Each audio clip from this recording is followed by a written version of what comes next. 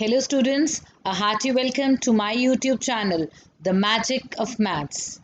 Beta, we were doing with the series of the NAS assignments.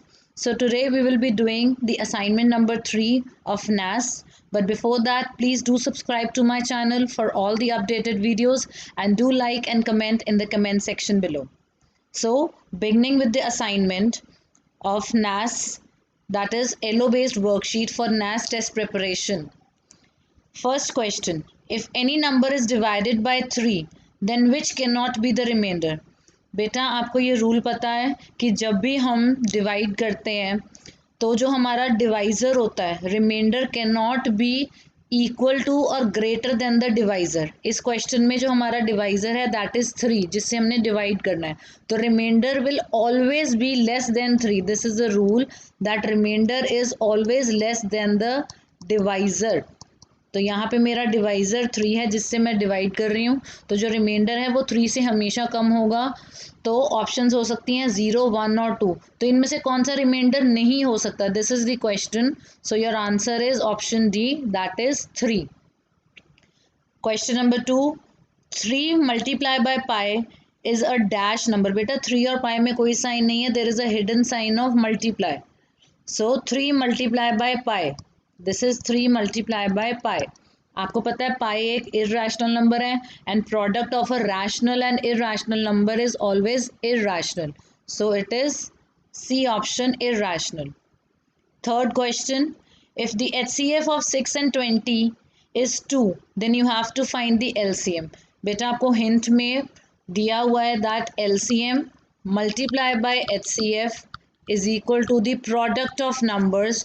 ये वाली property आपकी बहुत जगह यूज़ होगी, product of numbers that is A multiply by B.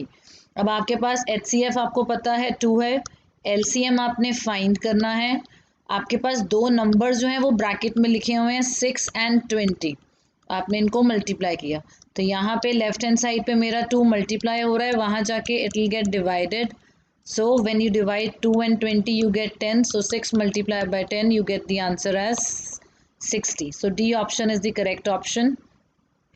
Fourth, the wickets taken by a bowler in a 10 cricket matches are as follows. You have to find the mode of the data.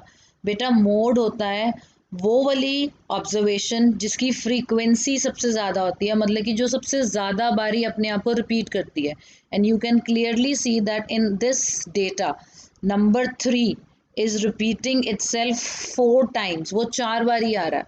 उन्होंने आपसे पूछा है कि mode क्या है. Mode is always one of the observations from the data. उसी में से होता है, वो वाली ऑब्जर्वेशन होती है जो सबसे ज़्यादा बार ही आती है. So in this the mode is 3.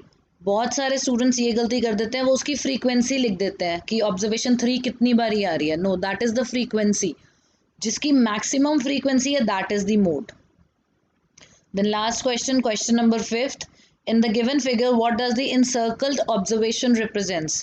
बेटा अब देखो ये जो observations हैं, डेटा है, that is arranged in descending order. और descending order या ascending order में arrange करने के बाद जो center वाली value होती है, I told you in the last assignment also, that is the median, मध्यिका.